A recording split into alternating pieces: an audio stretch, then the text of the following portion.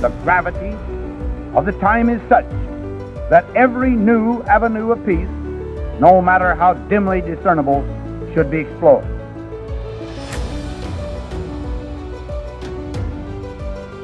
Never before in history has so much hope for so many people been gathered together in a single organization.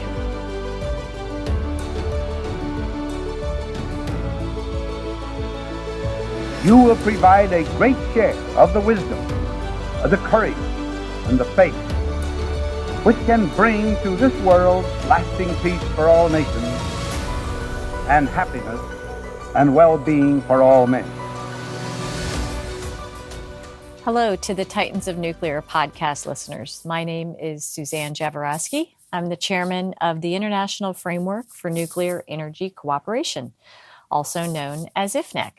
This is the IFNEC mini-series on the Titans of Nuclear podcast, and we want to thank Bret and his staff for inviting us to present this mini-series that tells the stories of how nuclear energy is providing clean, reliable energy all around the world. Thanks so much for joining us. I hope you enjoy this special IFNEC mini-series. For more information about what's happening at IFNEC, please visit us at ifnec.org. Thank you and enjoy the podcast. Diane Cameron, welcome to Titans of Nuclear. My pleasure to be here. Thanks for having me. Yes, you're the director of the Nuclear Energy Division of the Government of Canada. But before we get into your current role, I would love to learn just how you got into the nuclear sector to begin with. Oh, that takes me back. Well, I have worked on climate change for the last 20 plus years. From a variety of different angles, sometimes from the private sector, now from inside of government. It has been sort of a driving, it has been the death of my career from the beginning to do my part to try to make the world a better place and address climate change. At some point in that trajectory, I found myself as a graduate student at MIT, where I worked for the Lab for Energy and Environment. And at that moment in time, Dr. Ernie Moniz was the head of the Lab for Energy and Environment, and I was one of many graduate students at that time, part of his army of graduate students. You may know the name. Dr. Ernie Moniz later became Secretary of Energy under the Obama administration. And he had previously worked for the Clinton administration on in Washington as well. And it was during the Bush years that he was back at MIT running the Lab for Energy and Environment that I had the tremendous privilege to work for him as part of this, one of many students. And in that period, I believe he was effectively using, as he should, this army of talent and young people, graduate students, to do the analysis and some of the policy work that would inform his ideas about the future of energy and the future of American energy policy and how it fit together with climate change. And of course, Dr. Moniz is by origins a nuclear physicist. Now, I was not part of the nuclear team. I was part of a broader energy team. I worked on supply chain issues, network level modeling, and honestly, and this is a bit of a confession, at that time, I was a nuclear skeptic. I had this incredible opportunity to learn from him and to learn from, as part of the Energy Club, and I would hear from, in seminars from the PhD students on nuclear and hear their perspectives, but I was still a skeptic. Fukushima happened while I was a graduate student at MIT, and that really shaped my skepticism, shaped my desire to find other solutions to climate change. Anyways. Can I ask a question about that? Did Ernie present a specific thesis or viewpoint as Fukushima was happening? Given his background with nuclear, did he offer an alternate perspective on it in front of his students? He was really good at running sort of student-led discussions and kind of turning the question around on students for debate. And so within the context of the Energy Club and within the different seminar discussions, really driving students to debate out the issue. And many of us, those discussions stayed with me. I reflected on them for several years, and they eventually became like I eventually adopted that same view that we were debating in that context, that he was encouraging us to debate, which is that not only is it going to take all non-emitting solutions that we have to address this this existential threat of climate change, the biggest, most complex challenge facing humanity. But that each of these options has its own pros and cons, costs and benefits, and risks associated with it. And they're within the carbon budget that we have, within the time that we have, there is no credible pathway to our net zero emissions target that doesn't involve significant build out of safe and secure nuclear. And so I think a lot of the focus at the time, and this is a long time ago, so it's just going from memory, but a lot of the focus at the time was understanding how did Fukushima happen and what could we learn to improve safety and maybe make that stepwise change from active safety to passive safety, or what people call inherent safety or walkaway safety.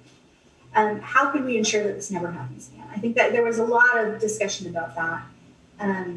Yeah, it's interesting, and we'll get to your instruction in Canada for a second, but just on that note, the reason I ask is because, and maybe it's kind of like an in the heat of the moment thing. You look at things one way, but looking back on Fukushima now, it seems like it proved the opposite of what we thought. It proved that even in the worst case scenario for nuclear, that no one dies, no one gets cancer. There's no a nuclear meltdown is not a high consequence event for human health.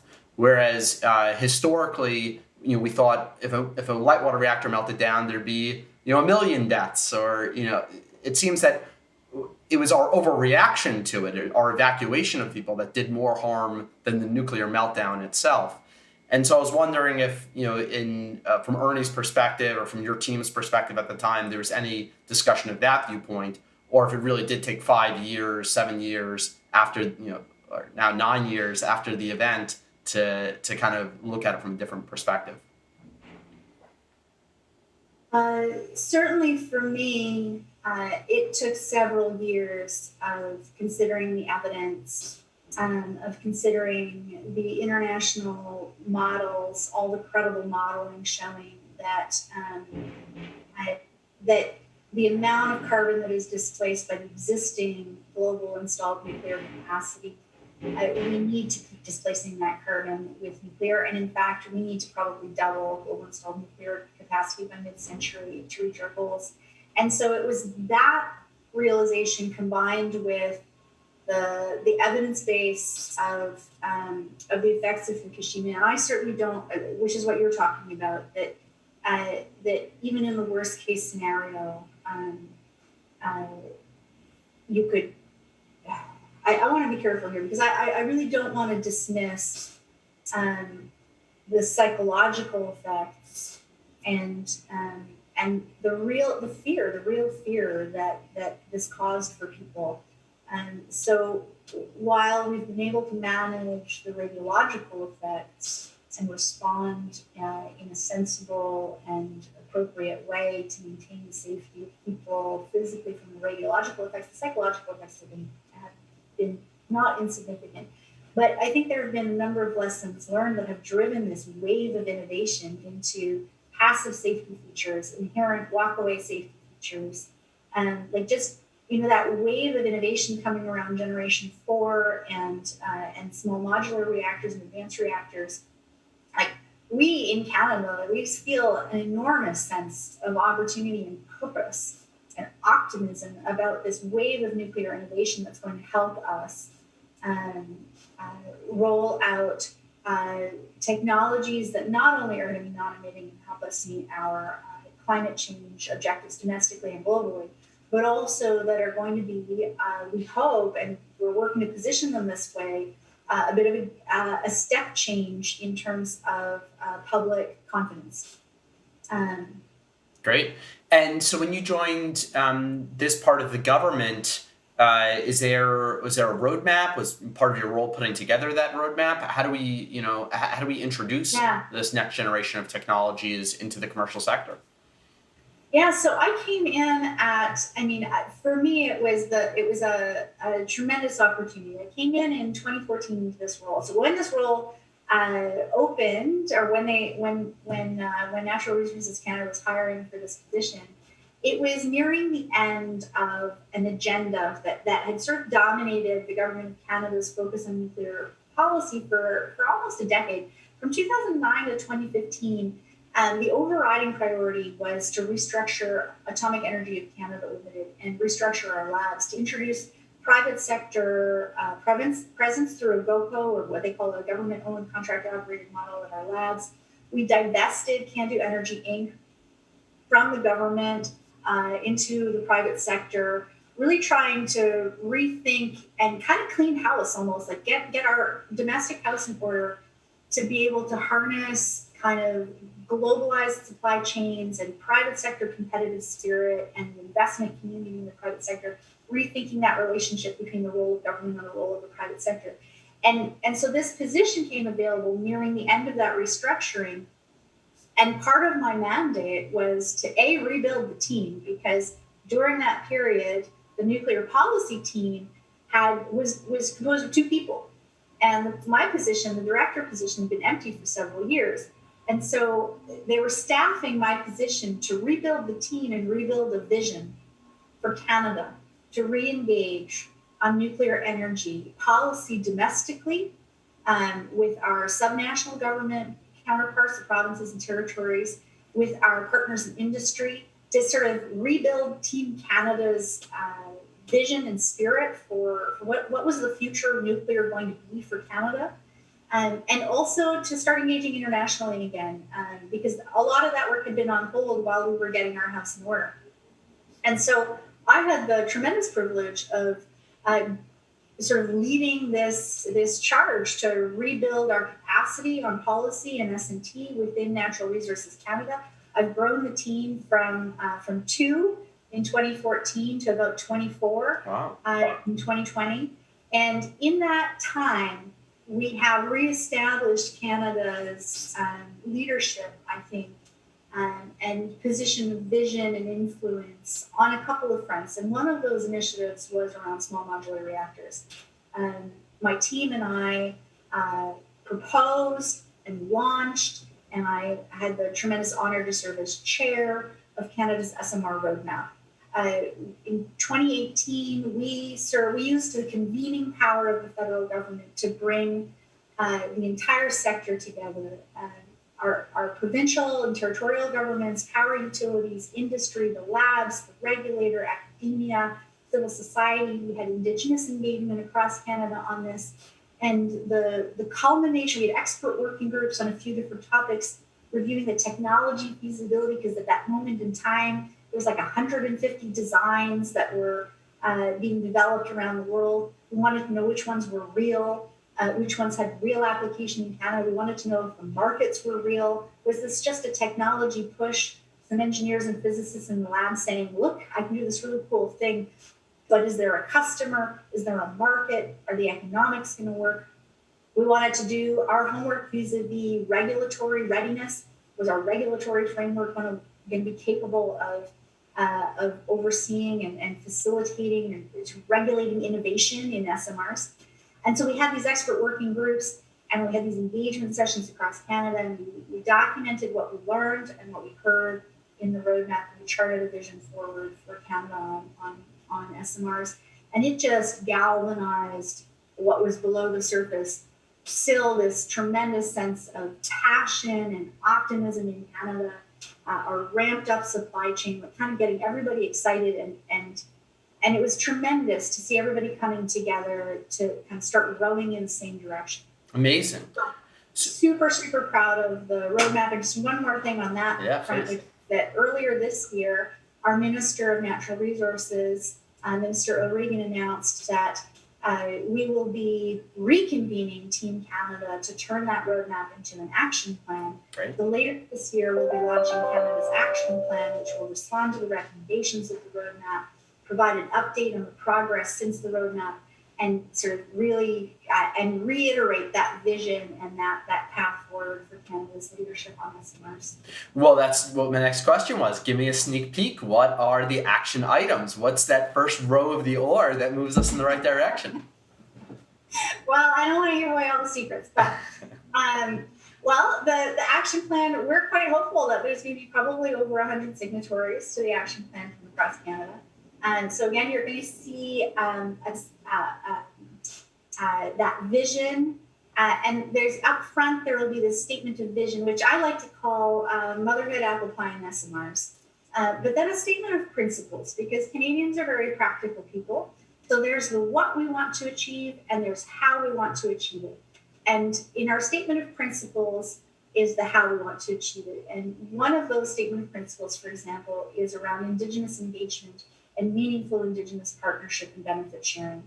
Because we understand in Canada that that without community buy-in and without Indigenous partnership, there's no energy project that's going to be successful in Canada without that partnership. So that's one of our principles. And then you'll have submissions from each of the partners. And in the federal government submission, we will respond to all of the recommendations from the roadmap that were addressed to us, and we will identify new actions that we're taking based on how the landscape has evolved and things that we've learned since the release of the roadmap. And what are some of those key learnings? So I remember when that roadmap came out, a couple of years ago or so. I even got a physical copy at some point. Very well designed. So after putting that out into the world and getting some feedback, what are some of the key things that we heard? So here's one interesting evolution that's happened since then. Everybody, after the release of the roadmap, we were all energized. We were all laser focused in the same direction. We started working. Within the government of Canada, we started doing some of the enabling framework policy work that we had to do. In the private sector, they were doing their thing. The labs are moving forward towards demonstration. And what has evolved just by natural market forces is 3 streams of SMR development in Canada. And it doesn't map. This is not a concept that was in the roadmap. This is something that has evolved sort of ground up since the roadmap, and it's a new framework for thinking about SMR deployment in Canada. So on stream 1, we have Ontario Power Generation and Sask Power really leading the charge on stream 1, and this is for near-term grid-scale deployment of SMRs. And what's driving this stream of work is two things. One is there's a legislated mandate in Canada for all of the provinces to fully phase out traditional coal by 2030. And in order to do so, Saskatchewan and some of the other provinces that are still burning coal need some real options. And in Saskatchewan, they're going to do as much, it's maximum deployment of wind and solar as possible. There's still a gap. Import some hydroelectricity from hydro-rich neighboring province, Manitoba. Great, there's still a gap. And that residual gap can be filled either with natural gas or with SMRs. But of course, if it's filled with natural gas, then you've just installed your last emitting source of power on the grid. And then maybe that lets you get to your 2030 target, but it doesn't let you get to your 2050 net zero target. So really that's what's driving the SMR play in the Western provinces is that prerogative to get off of coal. Ontario Power Generation can play a role in helping because they're an experienced nuclear operator. They've got a great site that's already licensed with an EA at Darlington, and they've got that experience. And they can help and be a really good partner for the West where they are not currently nuclear power generating jurisdictions. So that 2030 deadline is driving Stream 1. So it has to be near term ready. Also, we are doing these massive refurbishment projects in Ontario. The province of Ontario is investing $26 billion in the refurbishment of the power fleet in Ontario, and that has ramped up the supply chain. And some of that talent and some of that manufacturing capacity in the nuclear space starts to become available in 2023. And so there's a decision. We either harness that ramped up supply chain and get them to pivot from the refurbs to the SMRs, or we lose that talent base, that incredible strategic asset, and they move, and some of them retool or go work in other sectors or some of the country. But that's part of driving the timeline. And those two timelines line up beautifully. Harness that ramped up supply chain from the refurbishments to pivot to SMRs and help provinces get off coal by 2030. And what level of overlap is there in the supply chain between the refurbishment, which would be for CANDU style reactors, and how does that translate to the SMRs, which I don't think that there are any CANDU style, heavy water style SMRs on the horizon. Is there still a lot of overlap, and where might it differ? Yeah, I think that regardless of which SMR technologies end up being built, and there is a CANDU SMR that's being developed by SNC-Lavalin, but regardless of which SMR technology. Oh, is that the poke something, the slowpoke? Oh, that's not the slowpoke. Oh, not the slowpoke. I love the slowpoke. I don't know why you guys never built the slowpoke or the next generation of the slowpoke. We might still. I would love to see that. That's a smaller unit, perhaps for off-grid. Or perhaps on every block across the country. Perhaps on every block. Give us some time, we might get there. So regardless of what technology you're building, there's a level of precision and regulatory compliance that is required in the nuclear sector. And it's kind of that discipline around precision and regulatory compliance that is entirely transferable. And so, yes, there's some retooling that has to be done for folks and for manufacturing to pivot from the refurbs to SMRs. But it's there's this baseline capacity that you're sort of just retooling on the margins, but essentially the talent pool and the manufacturing capacity is at the ready. Right, it's the nuclear culture almost that you're transferring from one discipline. Technology to another. The culture and the discipline. Yeah. Which it's so funny because it's almost like a double-edged. I've done a lot of these interviews and I've come to the conclusion that it's almost a double-edged sword. The nuclear discipline is like a wonder to look at because it's such a high-performance machine. It's almost like like the Navy. A lot of it comes from the Navy, right? But on the other hand, the need for this level of precision seems to have like a faulty basis because once again, coming back to our earlier part of the conversation, it's all predicated on the fact that if something went wrong with nuclear, it's 1,000,000 times worse than if something went wrong with any other technology. And that's just not true. And so we've added all of this higher level of compliance, this higher level of standard, which have made the economics super hard to comply with or super hard to compete with, even though we've got this elite level SWAT team supply chain that we're utilizing. Well, that's a great. I'd like to see a little bit more. I think one of the ways that I think that we could accelerate development in the nuclear sector is by relaxing some of these standards, knowing that it would have no detrimental effect on public health. There's certainly a whole lot of standards that we could relax, requirements to hand write stuff and fax it in and all the old things that the nuclear industry is still doing. Well, so that might be, I'm going to go out on a limb here. This is not my area of expertise, but I'm going to go out on a limb here and say that you might be bringing a little bit of a non-Canadian regulatory lens to bear here, because one of the things that we're really proud of in Canada is the fact that our regulator is flexible to innovation and is a responsive, risk-based regulator. So if you bring a safety case forward to our regulator, we don't take a prescriptive approach. We don't tell you have to write something pen and paper and fax it in. At least I don't think we do. I mean, I stand to be corrected, but I'm glad you corrected me on that because you're right. you guys are ahead of us in the U.S. in that regard.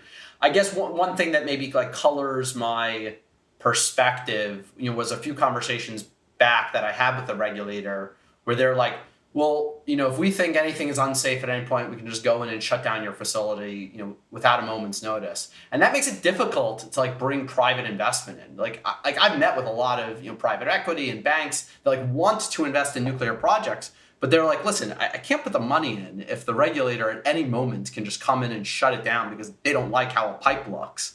And so like that is still a little scary.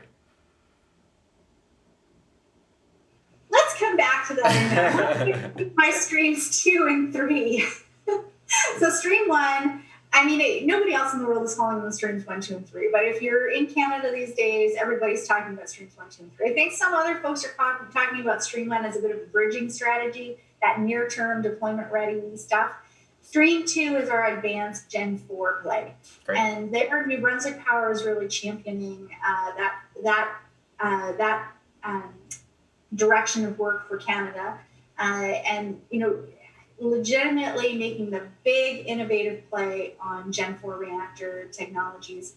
We have a very strong interest in back end of the fuel cycle, technologies that can help close the fuel cycle, both burners and potentially breeders. Definitely interested in the interaction between the technology value proposition, where a technology might be able to recycle and reduce spent fuel stockpiles, minimize the waste stream that's destined for a deep geological repository, and what that means for public confidence. Because certainly when we talk to the public, that is the number one concern that is always the first thing raised. What about the waste? Then safety and security, but the first question is always, what about the waste? Sometimes they ask about costs, but always, what about the waste? And so a lot of interest in Canada, we have a lot of interest in some of those Generation 4 technologies that could really help minimize that long-term waste stream recycle. That whole concept of circular economy, which is just a sort of a rebranding of recycling, reduce, reuse, recycle. So bringing that kind of lens to the nuclear space is really interesting to us in Canada, and that's being championed by New Brunswick Power. And then I just want to quickly talk about Stream 3 because there's an entirely different play also happening in Canada around off-grid micro-reactors. So we have, and here I think Canada has an enormous advantage. We have, first of all, we're bringing our national labs to bear on these micro-reactors, but we have, there is a real market for micro-reactors for off-grid. Canada is an enormous and vast geographical landscape and a big player in mining. And right now, all of our off-grid mining is nearly 100% reliant on diesel, which is costly, dirty, emitting, logistically complicated. And the mining sector is basically like really excited about some strong alternatives. And here it's about combined heat and power, right? Because in heavy industries that need high quality steam or high temperature heat for process heat, it's very inefficient to try and meet those heat demands with electricity. Turning electricity back into heat is just a super inefficient approach.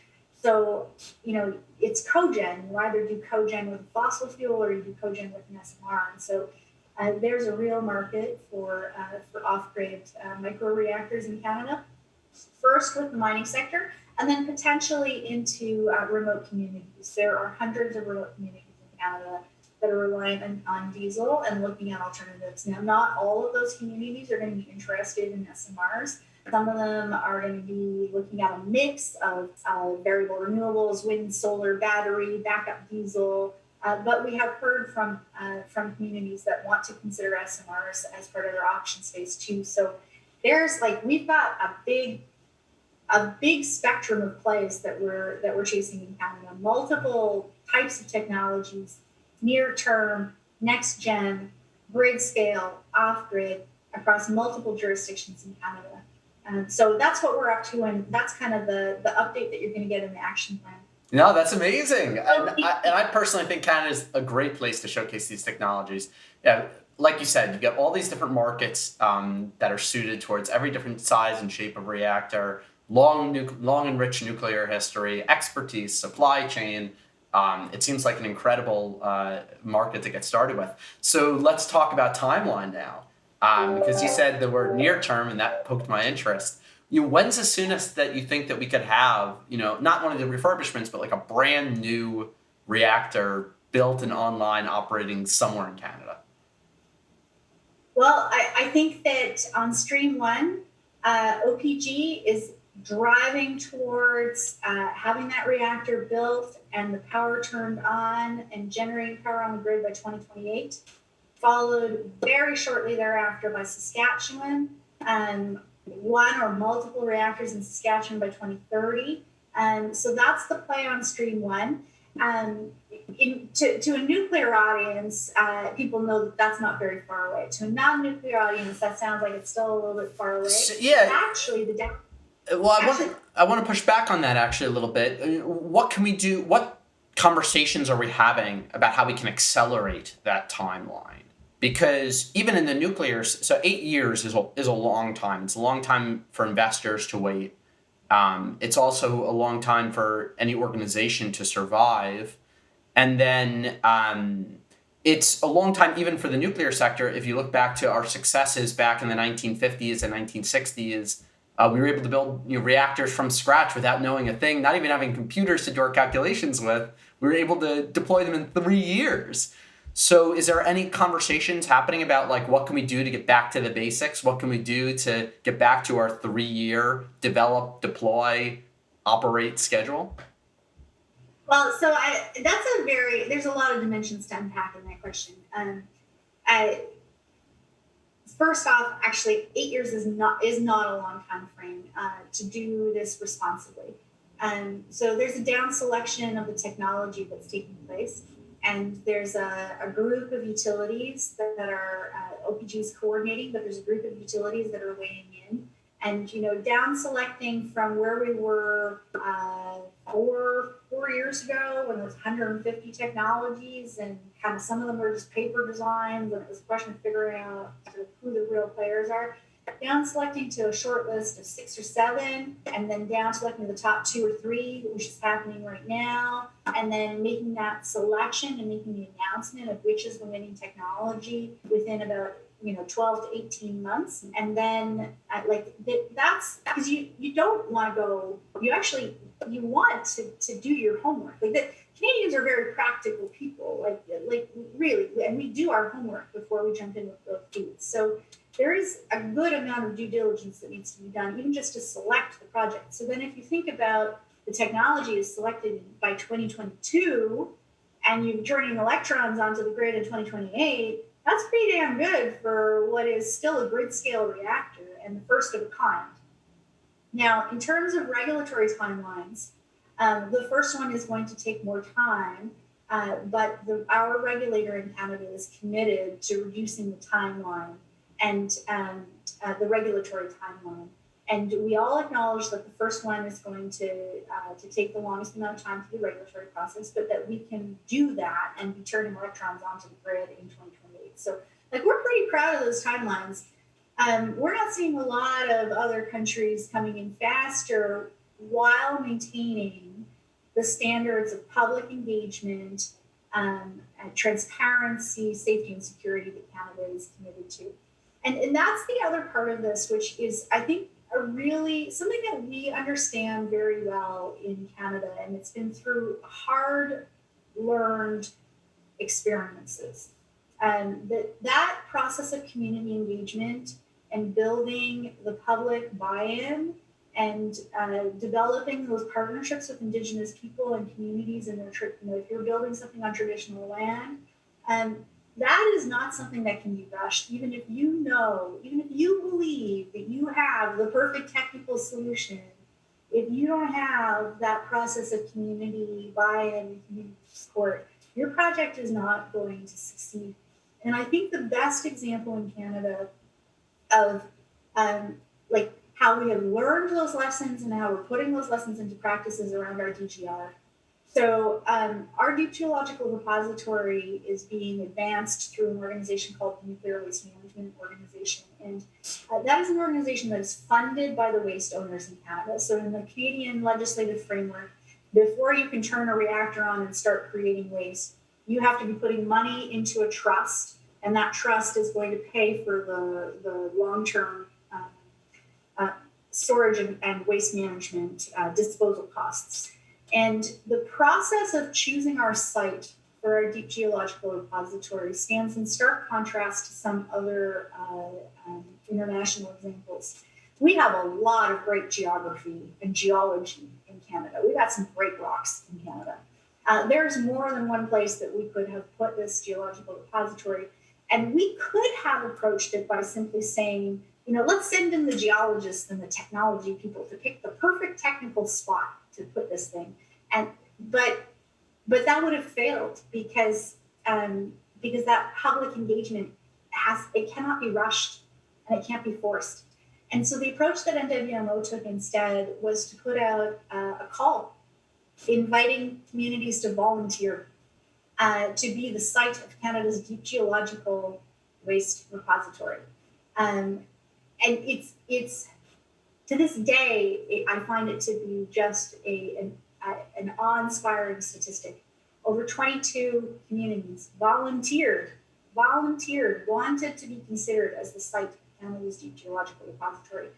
And so over the course of the last 10 years, there has been a very thoughtful, deliberate process to go out to all of those communities, continue the engagement, have town halls, discuss, start doing the geological analysis, but it started with people first and the scientific analysis second. And now NWMO reached an incredible milestone this past year. They've narrowed the list down to 2. And I think it's within the next 2 years that they'll be able to identify the site of our deep geological repository. And you might say that, good grief, taking 12 years to pick your site. Well, that's just, why couldn't you do it faster? The science is there. We know the science. But we have an enormous amount of confidence that once we've identified that site, it's not the technology risk that is going to put nuclear projects at risk of failure.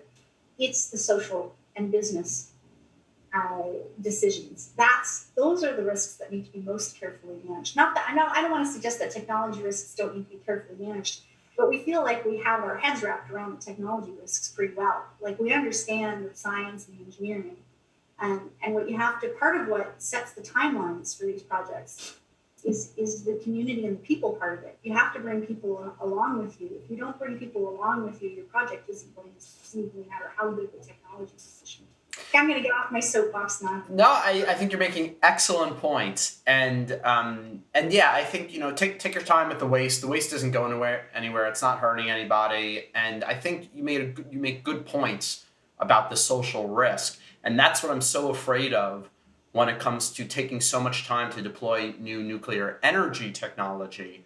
Are the social risks of a long, drawn-out process. I mean, I know from running a company how difficult it is to maintain employee morale over an 8-year period without having earned revenue. How difficult it is maintaining investor morale. How difficult it is even when you find your champion within an organization, let's say within the utility. In 8 years, the person who has the power to sign off on your decision is probably going to the very fact that he has that power is going to probably be retired in the next 8 years. And so I always want to push back on the timeline to deployment and say, we've gotten so complacent with things taking decades in the nuclear sector, and we need a revolution in our mindset. We need to say, this is possible to do in 3 years. Let's get it done. We've done it before. Every other industry manages to do it in a responsible manner. 8 years is too long. Well, I can tell you that on stream 2, there's more of an innovation play, and so the timelines are even a little bit longer, not much, but a little bit longer. But on stream 3, I think that's where you're going to see things in Canada move much more quickly, actually, because the demonstrator reactors that we're talking about here, the micro reactors are between 5 and 15 megawatts electric in size, in kind of that ballpark. And they're beautifully simple designs, right? And so we're doing the down selection process. There's some leading technologies that are becoming kind of front runners. And we believe that in multiple cases, so for example, we might ultimately pursue 2 demonstrators of micro technologies at our nuclear labs, or there might be mining companies that are willing to entertain and want to drive a first-of-a-kind commercial deployment on their site, which would be great. In either instance, whether it's at our labs or at a mining site, we're pretty confident that we can have 2 micro demonstrators done by 2025. Great. Which is pretty darn good. That's what I like to hear. You really can't drive the social and the people part of the process much faster than that. That's my sense of it anyways. Great. Diane, as we wrap up today, maybe you can just end on a note of, why nuclear is important to you personally and to the globe. Absolutely. I mean, even in the pandemic, I continue to believe that the single greatest threat facing the planet is climate change, that it's an existential threat, that those of us who have the capacity to understand complexity and competencies to work on solutions have, in my view, a moral obligation to try to address this, to try and come up with solutions, to try and make the world a better place for future generations, to try and leave the world in a more sustainable state than we inherited it in, for our children and future generations. And the evidence base is clear. All credible models show us that we need nuclear innovation, and we need nuclear installed global capacity to grow significantly in order to reduce the risks of failure. In fact, reduce the costs of addressing climate change. Not just increase the likelihood of success, but also reduce the costs of addressing climate change. So that's what gets me up in the morning, and that is the part of my job that gives me a real sense of purpose and meaning in life.